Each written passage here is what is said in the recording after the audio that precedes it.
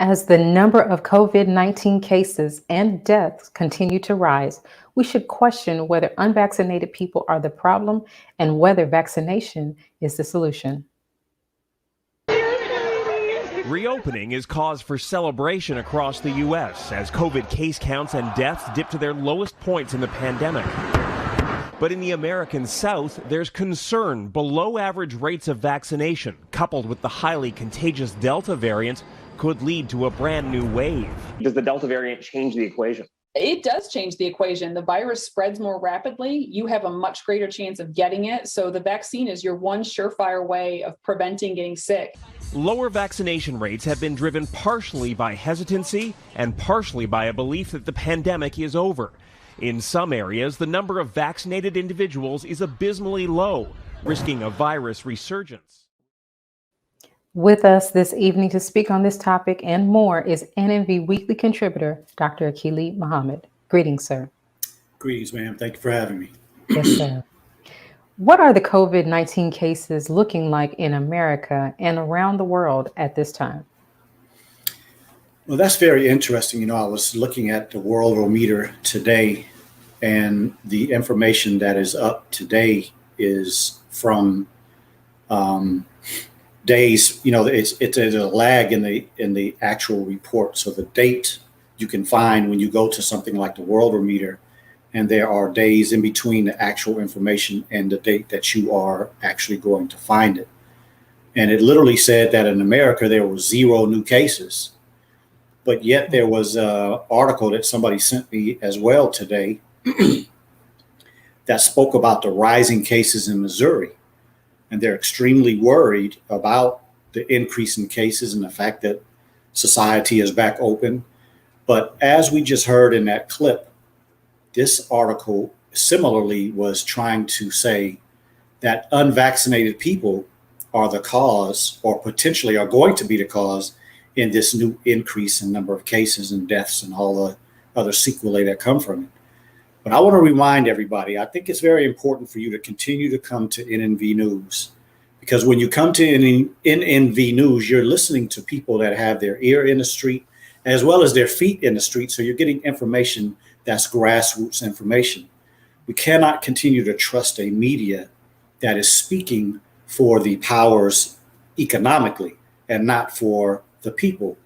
And I'm saying that for a very serious reason, because if we are going to blame the non-vaccinated people in this country, then what is the explanation for where this Delta variant came from, which is India?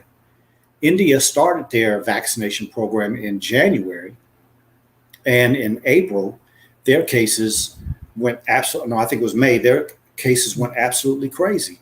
They went from one of the lowest countries to one of the worst countries in the world after their vaccination program.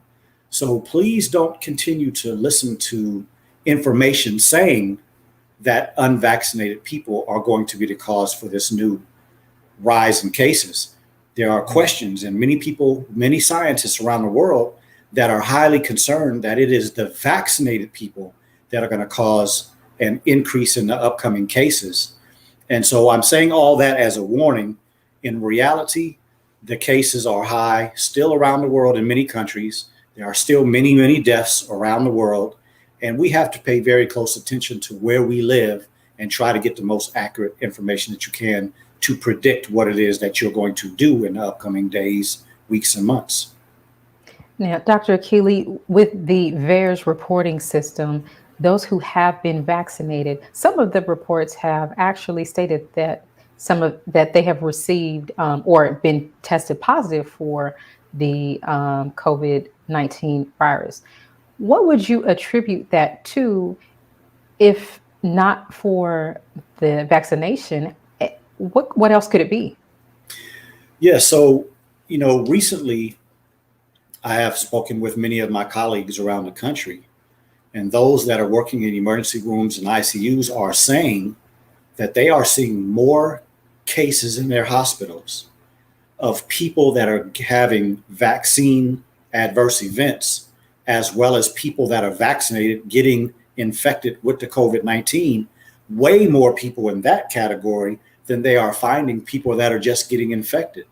And so again, we really have to be careful with the source of our information. The mainstream media is pushing all of this rhetoric about non-vaccinated people and the problems that we're causing.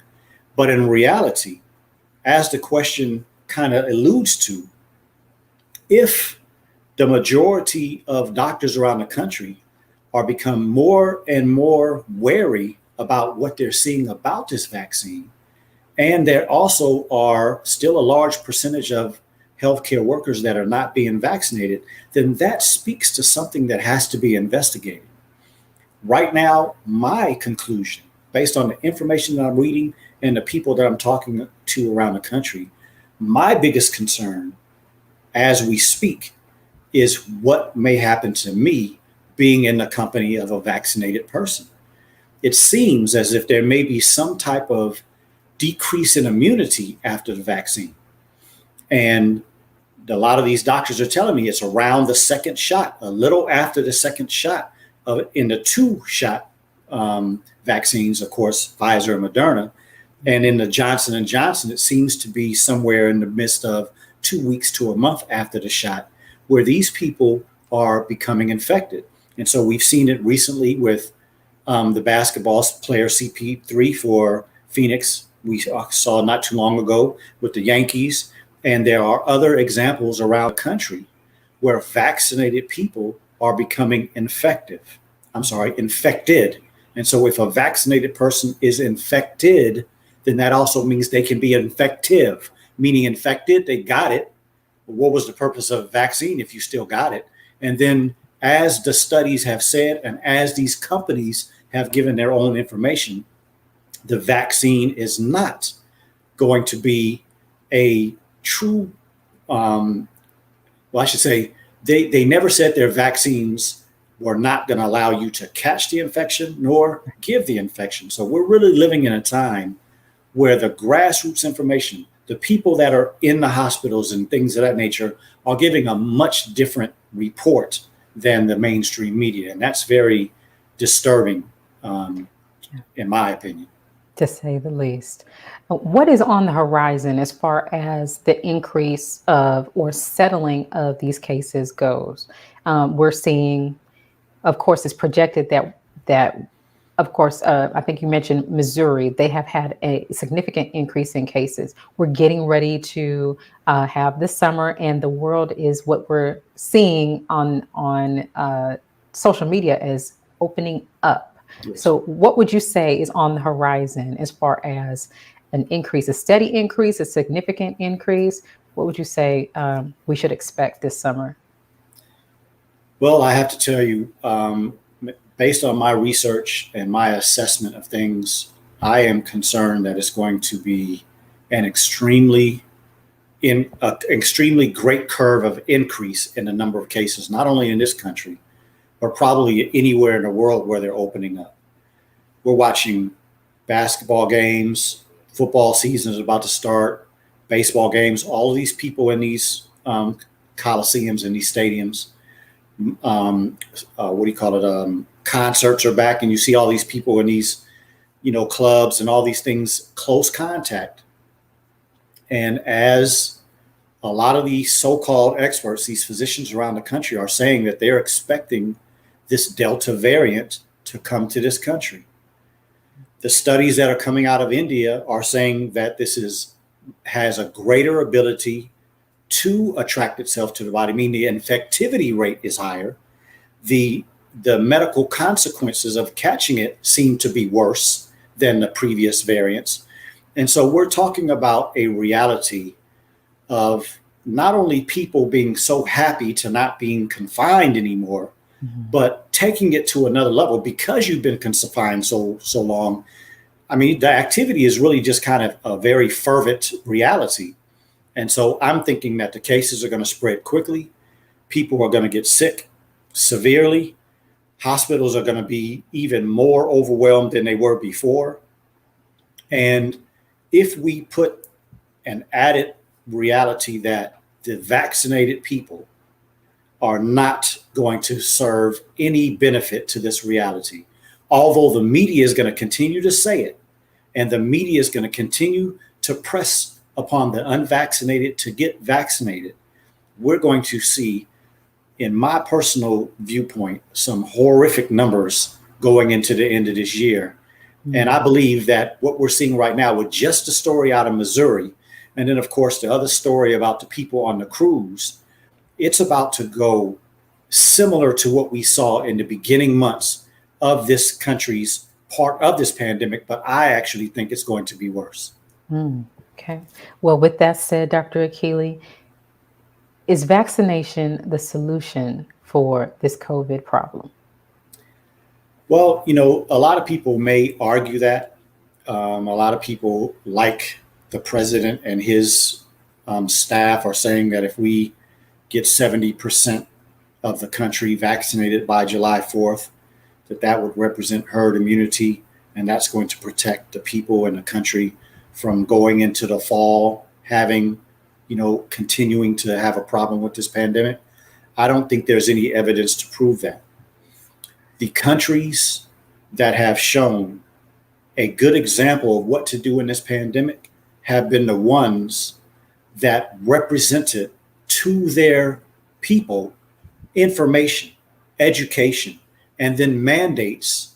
Because if you as a layperson don't understand this science that well, then somebody needs to tell you what to do. Right. And America, to me, is the perfect example of arrogance, stupidity, and then money over everything else. So everybody that saw what happened with Fauci this week, I mean, how can you have any confidence when this is the man that supposedly was the expert for last year and some months? This was who was leading you. This was who was giving you your information. And now you're second guessing any and everything about him. That is the perfect example of what America represents to the people of this country as well as the world. So those of us that are interested in protecting ourselves, I think we really have to concentrate on the factors.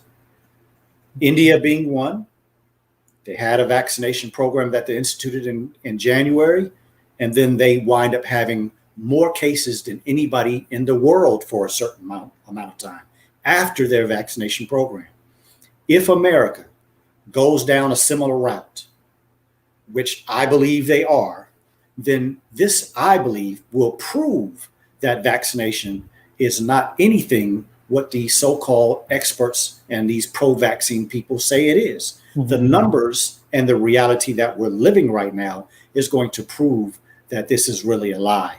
And then when we add to that the amount of money that these companies are making, and as I've said previous, the number of billionaires that have been produced from these vaccine companies, I think we'll quickly start to understand that this is about money. And then if you think about these books that are behind me, Medical Apartheid, and other books that give you a history of what has been done to Black, brown, and the poor people of this country, then we have to really come to the conclusion that this is a medical system that we never should have trusted during this pandemic. And the proof is going to show itself. And we really need to start doing something different and trusting someone else. Yes, sir. Dr. Akili, thank you. We're going to pause for announcements from our sponsors momentarily. Then when we return, we'll have Dr. Akili back on to talk about the U.S. government and the media's push for vaccines while keeping the public blind to possible alternative treatments. We'll be right back. Be a part of the force that powers truth in journalism. Go to nnvnews.com/donate. Worldwide, 24 hours a day, 7 days a week. Download the Final Call Radio app and take us everywhere. On your phone, on your computer, on your tablet, on Instagram, Facebook, and Twitter. You can also log on to finalcall.com and click the Listen Live button or finalcallradio.com. Final Call Radio, the official voice of the Honorable Minister Louis Farrakhan and the Nation of Islam. Please share your thoughts with us in the comment section below. Follow us on social media at NNV News, and please subscribe to our YouTube channel at National Network View. I am Anissa Muhammad with NNVnews.com.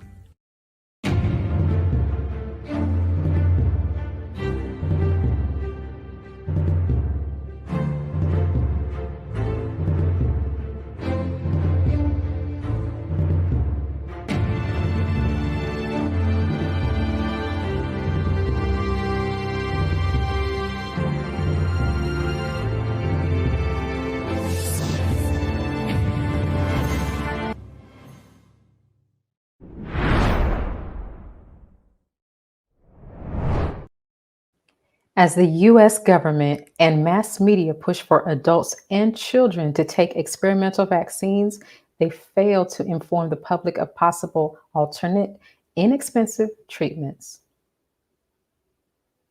The Biden administration is making a renewed push for vaccinations. The effort to declare independence from the COVID-19 pandemic is only intensifying with news of the new Delta variant, more contagious, more severe, and experts worry soon to be more prominent than any other variant in the U.S., already accounting for 10% of new cases. That happened in a relatively short period of time, and it will likely increase significantly beyond that. Among the biggest concerns, the nearly 56% of Americans who are not fully vaccinated, especially teens and young children. When you're vaccinated, you serve as a wall, as a barrier to infection coming into your home, into your community. The more of us that can get vaccinated, the bigger of a wall we can build around our children. But a new poll reveals why some Americans are still slow to get the shot. 37% of those asked point to vaccine hesitancy, but nearly double that number say they faced barriers in trying to get the shot, including difficulty making an appointment or believing they were not eligible. Joining us again is Dr. Akili with more on this. Dr. Akili, the Final Call News reported that the U.S. government and mass media are keeping the public blind to possible inexpensive treatments for COVID-19, while at the same time pushing for vaccines. Why are they refusing to promote these other treatments or therapies that can fight off this disease? Yes, I think that speaks directly to the ending of our last segment, and that's about the money that's associated with these vaccines. Mm-hmm. Because we can start with, the treatments that are pretty cheap, but let's start with the ones that are free, right? Like the sun. There are, some scientists that are saying that you can get vitamin D directly for the sun. And there are, of course, many reports from all over the world, many different scientists that are coming to the conclusion that having a low vitamin D level greatly increases your chances for catching this infection. So getting out and getting some sunshine is just about you finding the time and making the decision to do so. Secondly, everybody eats. And so if we were to promote vitamin C rich foods, vitamin D rich foods, zinc rich foods, quercetin rich foods, these are things that we are sure help benefit the immune system. So yes, we could say that costs, but that's not a separate cost. That's your food, your daily intake of food, which should be healthy. And then, of course, many of us have heard about ivermectin, a medication that's been around for a long time. It has not been used for viral infections, but this is the reality of how medicine works. Sometimes we'll find a medication that has a treatment that we'll usually use it for because it's a side effect. For instance, the minoxidil that a lot of people use for growing of hair, that originally was a heart medication. And people that were using it, especially women, were finding themselves having hair growing in places that they weren't used to. And so that's how it was changed and it became a hair medication. And so that's what happened with ivermectin. These people were seeing that it was working. And we're not talking about one or two doctors like the one that went in front of Congress. We're talking about many physicians all over this country and all over this world, a very cheap medication, a medication that does have a few side effects that you have to worry about. But in essence, I think the conclusion is that this government and these pharmaceutical companies knew that the people of this country and the world were in a position of panic, and fear was the button to press to maintain them in that fear. And so they knew that it was a huge chance to make a lot of profit. And of course, with vitamin D, vitamin C, other food products, and ivermectin, there wasn't going to be a big upside. And so that's the decision to push the things that they thought were the best. And those were the ones that were going to fill their pocket and not change the public in any way, other than putting them subjugated to what we see now, and that is a pro-vaccine campaign. Now, the Honorable Minister Louis Farrakhan, in his July 4, 2020 message, The Criterion, warned the people not to take these experimental vaccines for COVID-19 and said that there were 14 therapies in the world today. What exactly is a therapy?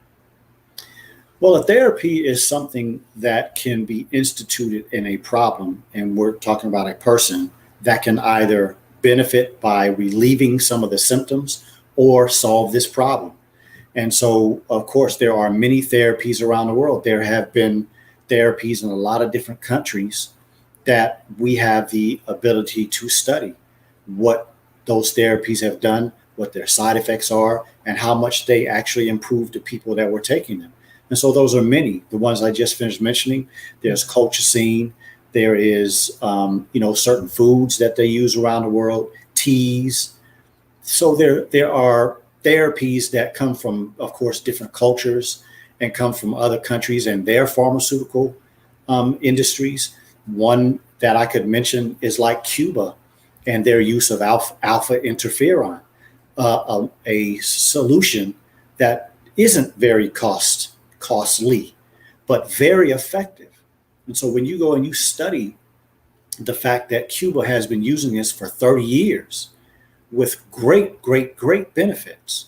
And matter of fact, the latest study that I read about Cuba and their alpha interferon that they use in their country for a certain period of time, I would say within the last few months, probably the half of a year, anybody that came to the country that was suspected to have COVID or had any symptoms, they were put on alpha interferon for 10 days before they could enter the country. And if you look at Cuba's numbers, they have some of the best statistics since this pandemic started than anybody on the planet. And so we're talking about therapies that have proven effective, therapies that aren't very expensive. And so why did America and many of these other governments decide to spend billions of dollars? And probably at the end of it, when it's all said and done, it'll probably be trillions of dollars on vaccines when we have all these other cost-effective things and things that are easily to get to the people. We pass that up for vaccines and this quick production of them in many factories around the world. Now, you mentioned Cuba.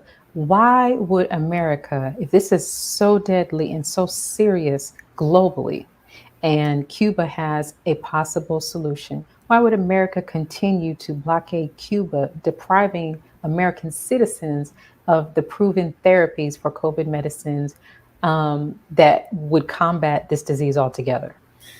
Yeah, so, I think the best answer for that question would be going back and listening to the criterion from the Honorable Minister Louis Farrakhan on July 4th, 2020, where he spoke of the reason that he prayed for our God that we serve to punish basically Florida because of the way that the Cubans in Florida have been a proponent of the suppression of Cuba as a country with all the embargoes and things of that nature. And so I'm saying that because we have to put things in its proper context, right? We have to put in context that we're dealing with a plague and we're dealing with the divine destruction of America. And if people don't put it in that context, then you really don't have it in the right context.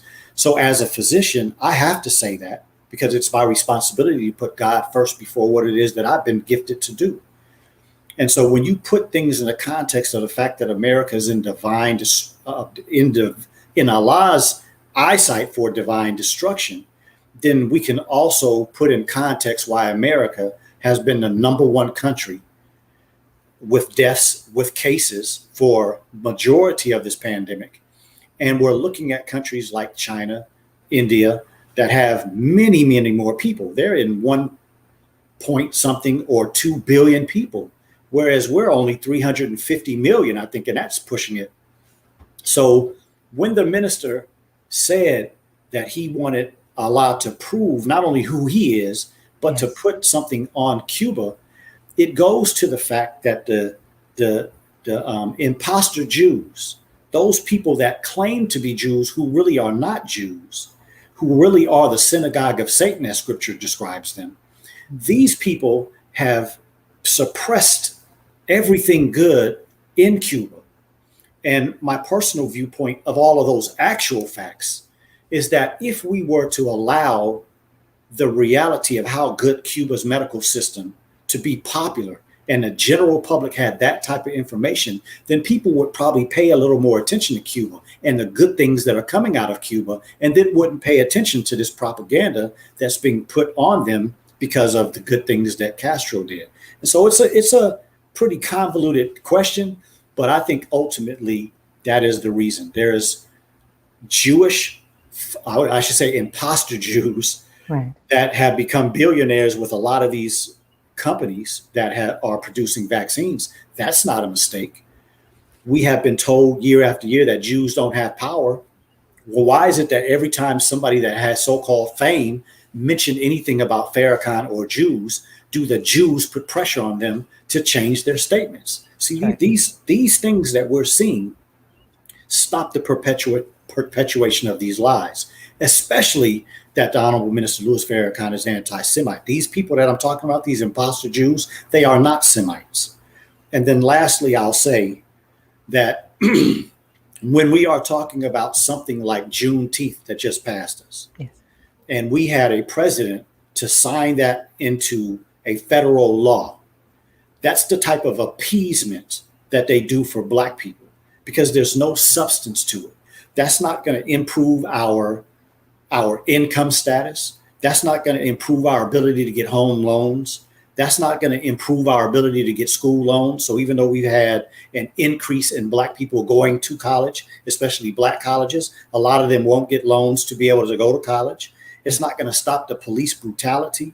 It's not going to stop us from getting freedom, justice, and equality. I should say it's not going to promote us getting freedom, justice, and equality. Mm-hmm. And so the imposter Jews have set up a reality in this country where they force themselves to get the benefits. And we continue to fall for these okie dokie things that are just symbol without any substance. Mm-hmm. I apologize for the length of that, but that was a very, very serious question. That was a very thorough explanation and answer to that question. We're going to pause right here for announcements from our sponsors. After the break, managing our stress and immune health to combat viruses with Dr. Akili will be up. We'll be right back.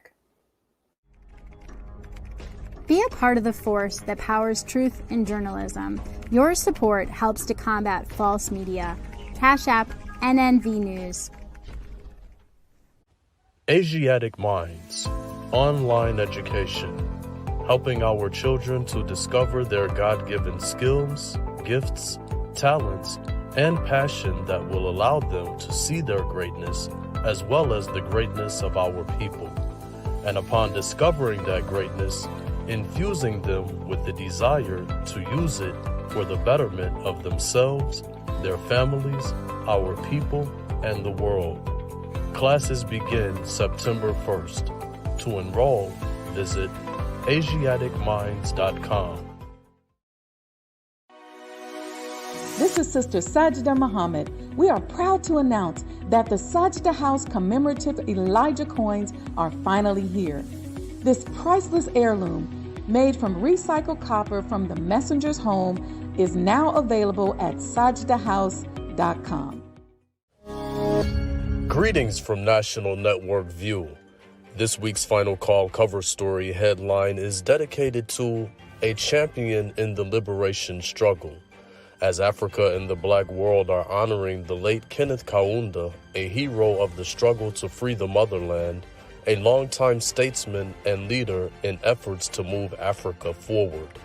Zambia's founding president recently departed this life at age 97.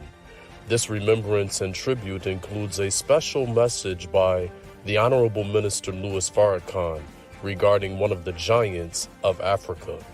This FCN Volume Number 38 edition middle page article is entitled, "The Judgment of Allah Has Entered America."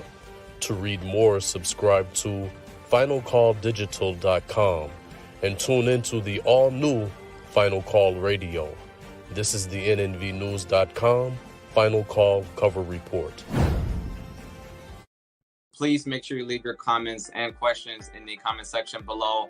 Follow us on Facebook, National Network View, and make sure to check us out on Twitter as well, National Network View. This is Sergio Gutierrez with National Network View, signing off.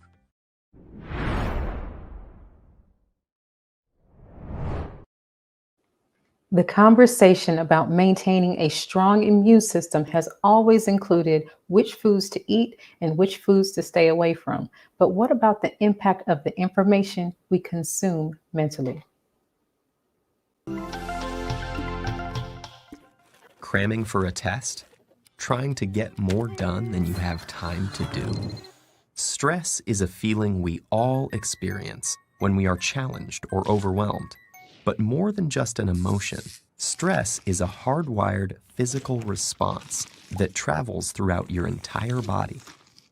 In the short term, stress can be advantageous, but when activated too often or too long, your primitive fight or flight stress response not only changes your brain, but also damages many of the other organs and cells throughout your body. Your adrenal gland releases the stress hormones cortisol, epinephrine, also known as adrenaline, and norepinephrine. As these hormones travel through your bloodstream, they easily reach your blood vessels and heart. Adrenaline causes your heart to beat faster and raises your blood pressure, over time causing hypertension. Dr. Akili, welcome back. Thanks for joining us one last time. Yes, ma'am. Thank you. As we saw in the clip, we were looking at the effects that stress has on the human body. Does stress really and truly affect the immune system? Absolutely. The stress and its long-term effect on the body is very similar to overworking anything else, right? You buy a brand new car and they give you the instructions on when to get the oil changed, when to rotate your tires, check the water, other things of that nature. And you just get it in every day and drive it as hard as you can, never check any of those things. That car is going to wear out quite fast compared to the person who does all those things and drives it more moderately. These bodies are made to work perfectly. And unfortunately, most of us don't eat the right foods, don't get enough rest, don't drink enough water. And when we talk about stress and those hormones that clip was talking about cause everything to be in high overdrive.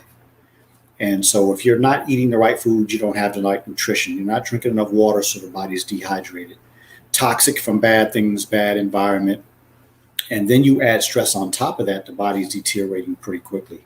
And that's why these medical problems can occur or sometimes predate the actual stress, and the stress will make those medical problems worse. But if we balance the stress in our lives with those good things, like turning off the television and doing some other positive things and eating correctly, exercising and getting some sunshine and making sure you're meditating and making sure your rest is adequate, that gives the body a chance to repair and to heal these things that could be damaged by stress. And then you can continue to maintain a good balance. And that way stress doesn't necessarily deteriorate the body. Now, recently I read that when we're stressed, the immune system's ability to fight off antigens is reduced. What does that mean? Well, you know, if we were to use an example of going to a major store in a big warehouse and you have a number of security guards that are responsible for maintaining, you know, a certain decor in this place. And let's say that there's a fight that started in the grocery section of this big warehouse place. And a few of the security guards go to make sure that whatever that situation happened, they diffuse it, stop it, get back order. And then another fight starts on the other side in the electronics department. And then there's another fight in the automobile section, and there's another fight by the registers. Eventually, you don't have enough security guards to be able to diffuse every single situation. And so when we're talking about a stressful situation in the body, our stress hormones, as the clip just showed, will increase the heart rate, will decrease the blood flow to certain organs because they're not involved in taking care of the body. When the body's in a fear, in a state of stress, it's really looking to try to defend itself. So certain organs get more blood flow, some organs get less, but we're still talking about the inability of the body to be able to take all care of all of these different problems. And then the antigen, meaning something from outside of the body that could cause harm, comes into the body. And all of your security guards are in these different organs trying to keep them alive. And now this infection or this antigen comes in the body, and it has the ability to do a lot more harm than it would if your body was at its peak ability to fight it. And so that is kind of an analogy on why the stress can increase your chances of being infected with like a situation we're right now in a pandemic, or just antigens in period, anything that can come into the body and cause harm. Mhm. That was a great analogy that you used there, but I have a different question now. Yes. So stress can also damage your body's own cells and even trigger responses from your immune system, including elevating inflammation, which can make you more susceptible to viruses and infections.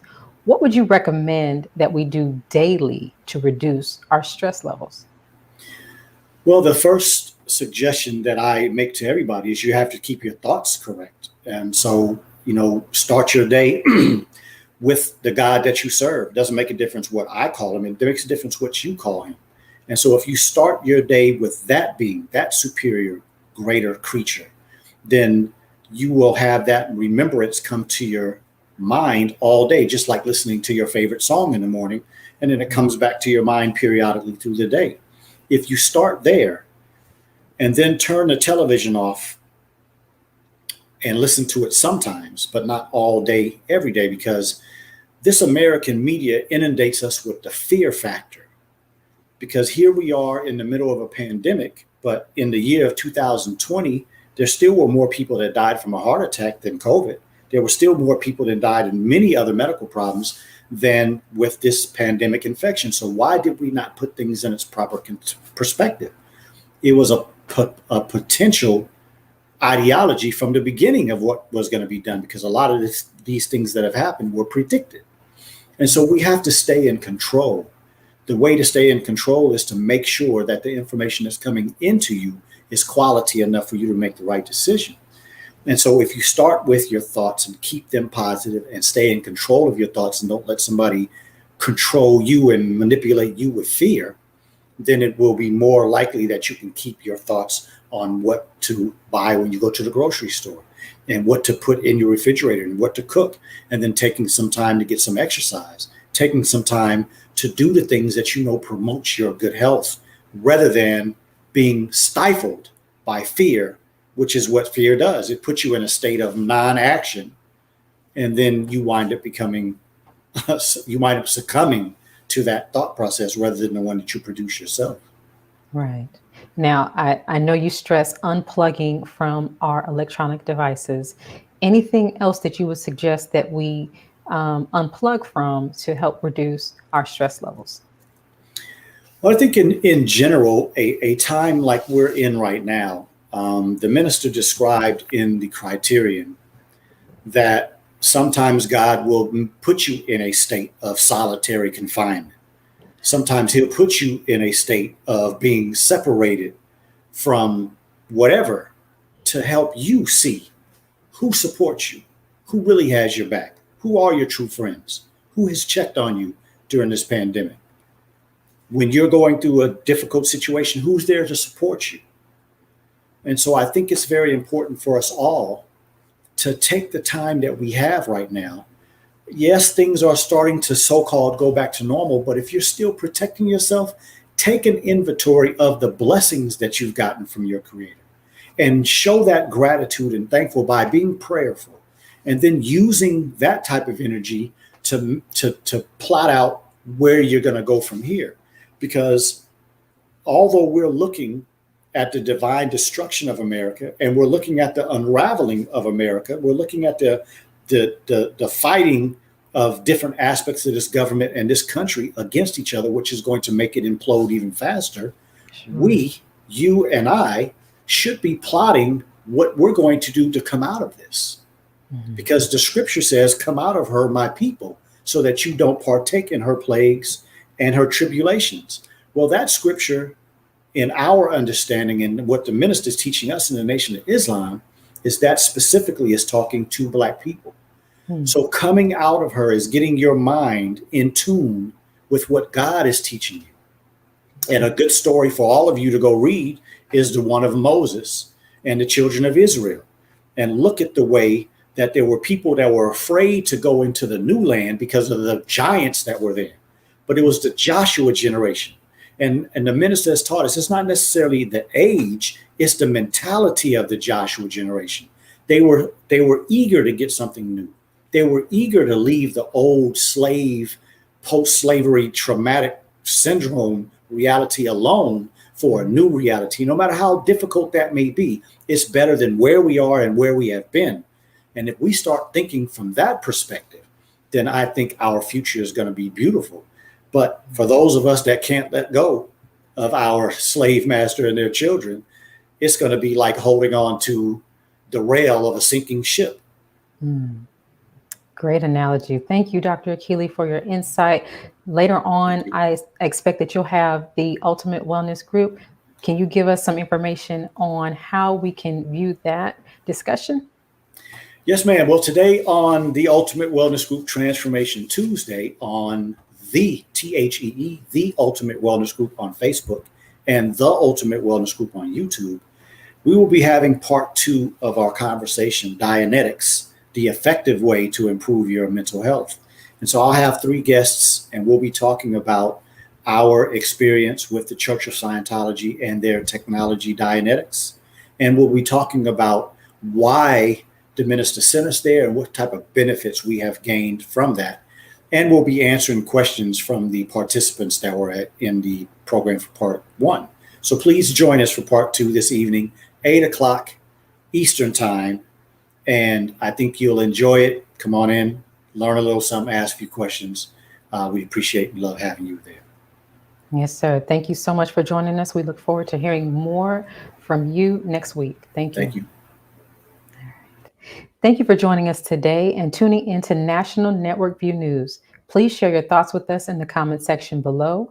Follow us on social media at NNV News, and please subscribe to our YouTube channel, NNV News. This is Rosalind Parks for National Network View News. Good night.